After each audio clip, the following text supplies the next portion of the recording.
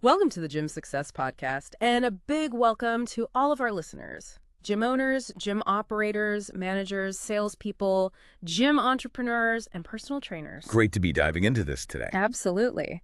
Today, we're tackling really a critical topic for anyone in the fitness industry, especially if you're running your own place or thinking about starting one. We're focusing on one specific and I think really insightful source. It's a white paper by jthomas, the gym business expert.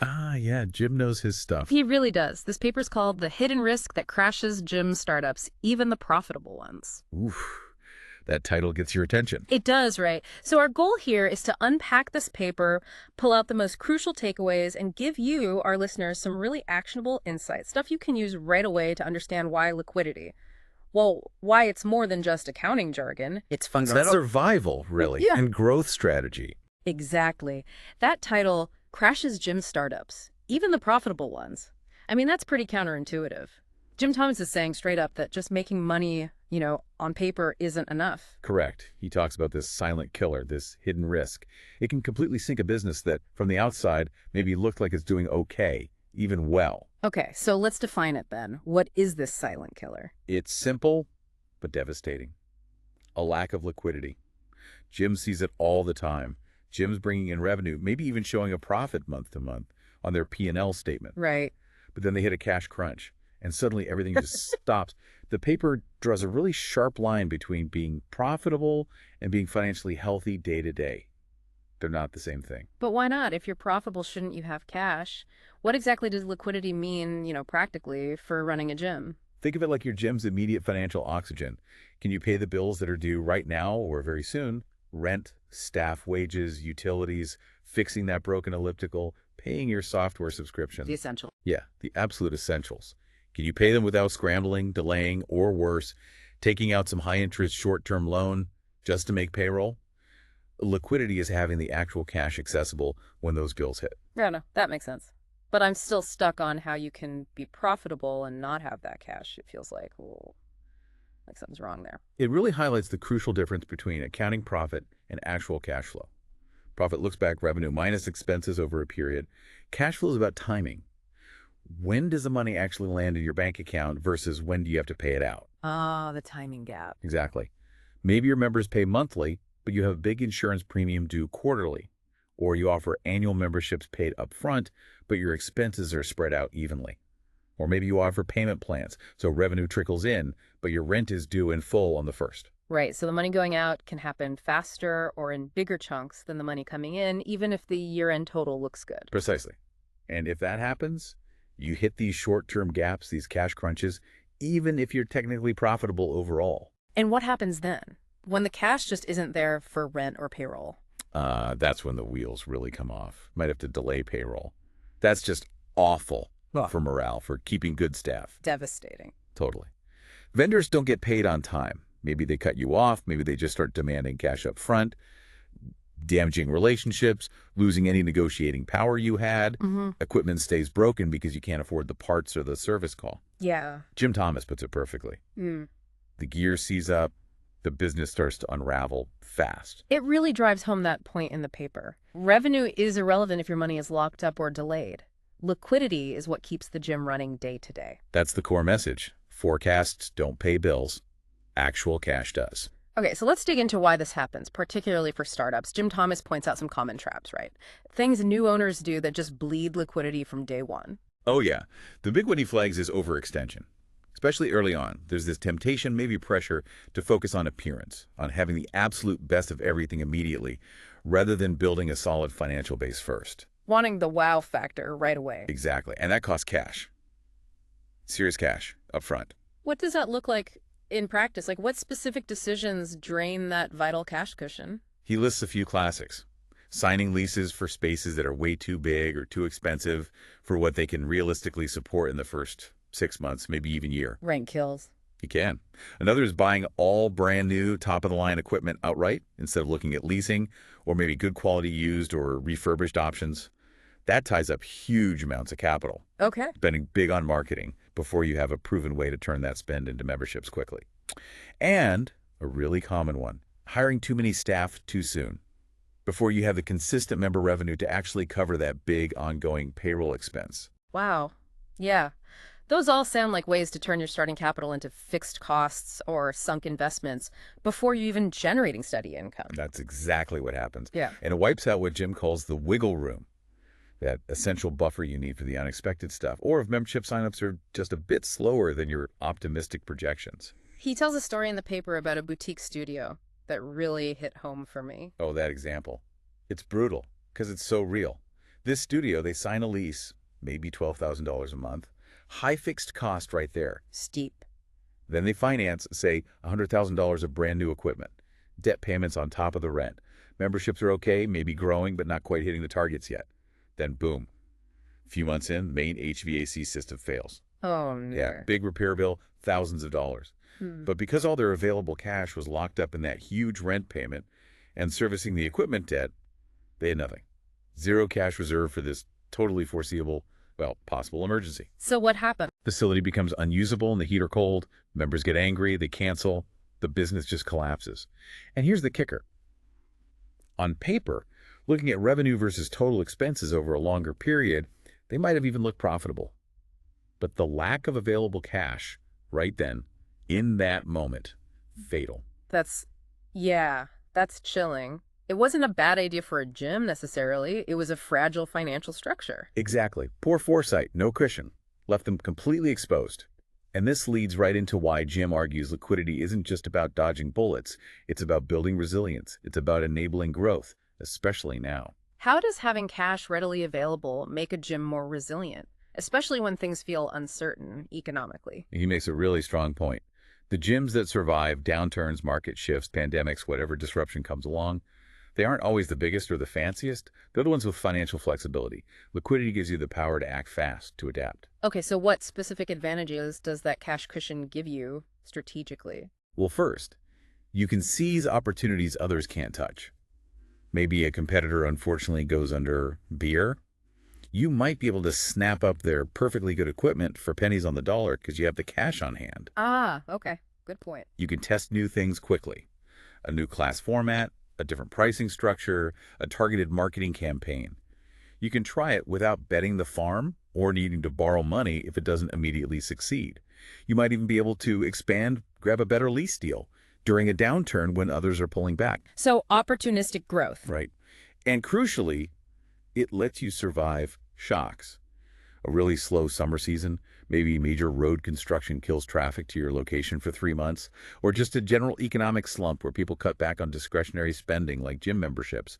You can ride those out without panic if you have reserves. So you're not just playing defense, you're positioned to play offense too. Exactly. And it strengthens your hand in negotiations. Got cash, maybe you can negotiate better payment terms with suppliers, get discounts for paying early or buying in bulk. Landlords are often more willing to work with tenants they know can consistently pay the rent. Reliability has value. True. And it fuels innovation. Want to quickly launch an online platform, invest in some new recovery tech members are asking for, hire a specialist trainer, do a quick facility refresh. Liquidity lets you do it now, not someday when things are better. So that speed, that adaptability everyone talks about needing today, it's directly tied to having that financial flexibility. Absolutely. Cash is the fuel for speed. If your cash is tied up or non-existent, you're slow. You're vulnerable. Right. If you have healthy liquidity, you can pivot, you can react, you can shape your own destiny much more effectively. Okay, this all sounds incredibly important. But for a busy gym owner, maybe someone listening right now who's juggling a million things, how do you actually build this? How do you maintain it? Jim Thomas offers specific strategies in the paper, right? The how-to. Yes, he does. And it starts with the fundamental discipline of cash flow management. Yeah. This isn't just looking at reports once a month. He really emphasizes it needs to be a daily or at least weekly focus. The daily. Wow, that sounds intensive. It's about really knowing what's coming in and what's going out, almost in real time. Yeah. You absolutely have to know your break-even point, not just for the whole gym, but maybe even per member or per service. Okay. He strongly recommends forecasting your cash flow needs at least 3 to 6 months out. Consistently updating that forecast. Using good accounting software is like non-negotiable. Right. And he suggests creating a simple dashboard. Could be a spreadsheet, could be features in your software, something that gives you an instant snapshot. Expected cash coming in this week, month, all your upcoming bills and payment dates, rent, payroll, loan payments, key suppliers. You need to see potential shortfalls before they're right on top of you. Got it. So intense focus on the flow. What's the next big step for building that resilience? Building a dedicated cash reserve. This is key. It's separate from your day-to-day operating account. Jim Thomas advises putting aside, say, 10% to 20% of your monthly revenue into a separate business savings account. Okay, like a rainy day fund. Exactly. And it's strictly for emergencies, unexpected major repairs, covering payroll during a sudden sharp drop in revenue, bridging a temporary gap until a large payment comes in. It's not for routine expenses. Is there a target size for that emergency fund? Yeah, the general rule of thumb he suggests is aiming for enough cash in that reserve to cover at least 3 months of your essential fixed operating costs. 3 months. What does that include? Rent, base payroll, utilities, insurance premiums, loan payments. Basically the absolute must-pays, the stuff you owe money on whether you have 1 member or 1,000 that month. Having that 3-month buffer, it provides incredible security. It lets you make decisions from a place of strength, not desperation. 3 months of fixed costs. Yeah, I can see how that gives you serious breathing room. Okay, what about debt? How does managing debt fit into liquidity? He really cautions against over-leveraging, especially using debt for your day-to-day operating expenses. That's the danger zone. Long-term debt should ideally be for strategic things that will increase your cash flow or build long-term value, not just plugging holes in this month's budget. Right. And he warns strongly against relying on business credit cards or, worse, personal guarantees to cover operational shortfalls. That puts your personal finances, your house, everything at serious risk. Yeah. Blurring those lines is risky. Very. If you do have high-interest debt, like credit cards, his advice is clear. Prioritize paying that down or consolidating it into something more manageable whenever your cash flow allows. Don't let that interest eat you alive. Makes sense. Strategic debt, not desperate debt. And thinking back to those startup pitfalls, how do you avoid tying up all your cash in physical assets? Be really smart about acquiring assets. He strongly recommends considering leasing equipment instead of buying it outright, especially big-ticket items. Why lease? It spreads the cost out over time, preserves your precious upfront capital for operations and reserves. Buying outright just drains your cash immediately. Also, be realistic about your space. Choose functional square footage that actually supports your business model and realistic growth projections. Don't get locked into a massive, expensive lease for a vanity space you don't truly need, especially early on. That's a definite mindset shift, isn't it? Function over flash. It really is. He has a great phrase for it. Buy for cash flow, not curb appeal. Yeah. Every major decision should be viewed through the lens of how it impacts your immediate and future cash position. Buy for cash flow, not curb appeal. I like that. Okay, so that's managing cash going out. What about boosting cash coming in? Diversify. Don't rely solely on basic monthly memberships. You need multiple revenue streams. Add personal training, small group coaching, specialized programs like nutrition coaching or recovery services. Offer boot camps, workshops, maybe some retail apparel, supplements, drinks. Develop online options. Virtual coaching, on-demand classes, things that members can add on or that even non-members might buy. Explore corporate wellness deals with local companies. So more baskets for your eggs. Exactly. More income streams smooth out the inevitable fluctuations in any single one. And recurring revenue from add-on services makes your cash flow forecasting much more reliable. That predictability piece is huge for planning. Okay, what about keeping other operational costs down beyond the biggies like rent and equipment? Keep things lean and efficient wherever possible. Look hard at automation. Can software handle member scheduling, billing reminders, basic email communications? Free up staff time. Good point. Cross-train your staff. If your front desk person can also handle basic member onboarding or social media posts, that adds flexibility and might reduce the need for another part-time hire. Consider outsourcing tasks that aren't core to your business and might be done cheaper or better externally. Maybe complex accounting, payroll processing, or specialized digital marketing. And always keep an eye on the usual suspects. Rent, payroll, and those creeping software subscription costs. They add up. They really do. What about relationships? You mentioned vendors earlier. Yeah, build strong relationships with your key suppliers and, crucially, your landlord. Think of them as partners, not adversaries. Don't be afraid to negotiate terms respectfully. Mm-hmm. Can you get slightly longer payment cycles? Are there discounts for paying early or buying in volume? Some landlords might even be open to discussing things like percentage rent, especially for renewals, though you need to model that very carefully. The absolute key is open communication. If you see a potential cash flow crunch coming, talk to them before you miss a payment. Being proactive builds trust. He had a specific tip about paying vendors, didn't he? He did. A pro tip: pay early if you can, not just on the due date, but maybe a few days before if your cash flow allows.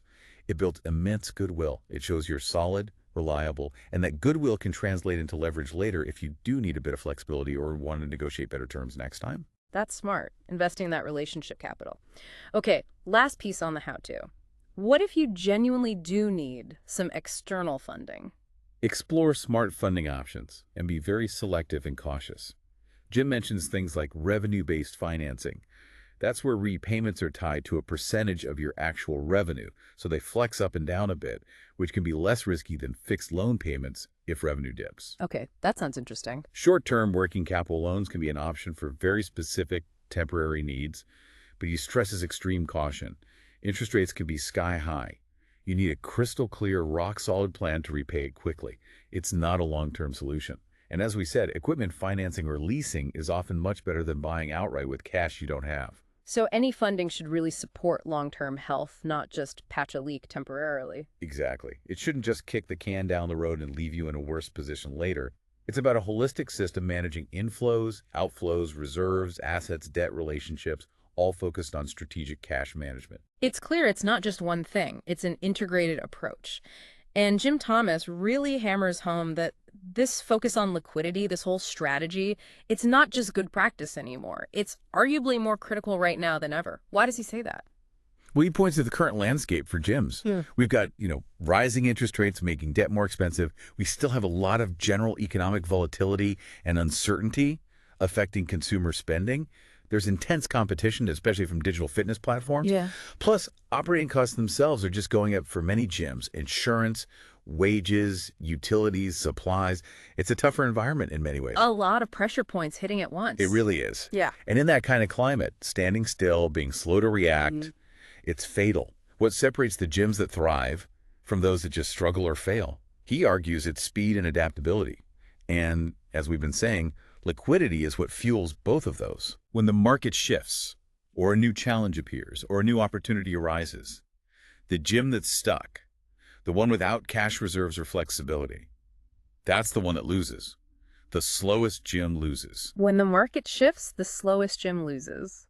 That's a powerful thought. Right. Because if you're choked for cash, you simply cannot move fast. You're paralyzed. Exactly. So bringing this all together, Jim Thomas's paper, it really elevates liquidity from, some boring accounting detail. Absolutely. It frames it as a fundamental business survival and growth strategy. For anyone listening who owns or manages a gym, treating liquidity as a top strategic priority, not just something the bookkeeper handles, is essential.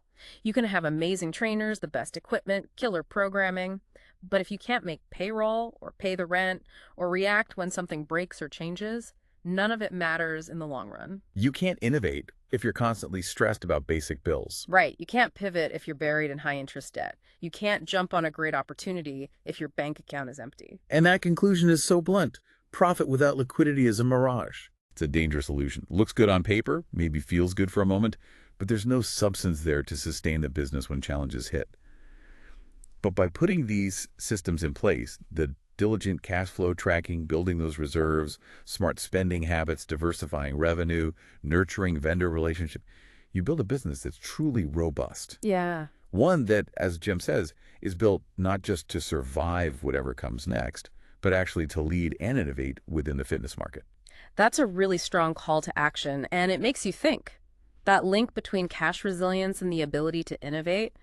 Maybe ask yourself, what great idea, what potential expansion, what new service are you holding back on right now simply because your cash flow isn't structured to give you that freedom, that resilience? That's a really powerful question for every gym owner to consider. Tackling liquidity isn't just playing defense. It's fundamentally about building the capacity for future success. It's playing offense. This has been fascinating, really digging into the practical wisdom in Jim Thomas's white paper, the hidden risk that crashes gym startups, even the profitable ones. If you're listening and feeling the pressure of these issues, or maybe you know you need help building these kinds of robust financial systems, or perhaps turning around a gym that's struggling with cash flow, Jim Thomas specifically helps independent gym owners with this. That's right. He works directly with owners on things like cash flow planning, forecasting, helping restructure expenses and debt, finding appropriate funding if needed, boosting operational efficiency, and putting together real turnaround strategies for gyms that are underperforming financially. So if you need that kind of expert help, you can contact Jim Thomas directly. His phone number is 214-629-7223. Again, that's 214-629-7223. Or you can email him at jthomas@fmconsulting.net. That email is jthomas@fmconsulting.net. Making liquidity a priority, building that financial resilience, it really isn't just about the numbers. It's probably the most strategic investment you can make in your gym's stability and its future potential. Absolutely. We really hope these insights from Jim Thomas's work help you build a stronger, more adaptable, and ultimately more successful gym business.